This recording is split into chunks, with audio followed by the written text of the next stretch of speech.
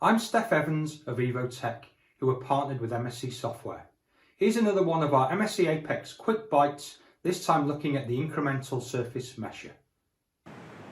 Okay, so we've got an enhanced incremental surface mesher for developing shell models on surface geometry. So we can specify element edge length, pick a surface, and it will pick out the features. So we've got holes in this instance. So we can double click on one of those features and then specify the discrete parameter set that we want for that particular region. So you can see here we're modifying the number of layers, the width, the circumference, and how those parameters relate to the underlying surface mesh.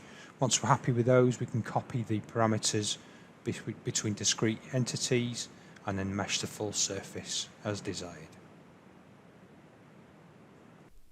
I hope you found this interesting. If you'd like to develop your Apex usage, head over to our site where you'll find many online learning opportunities.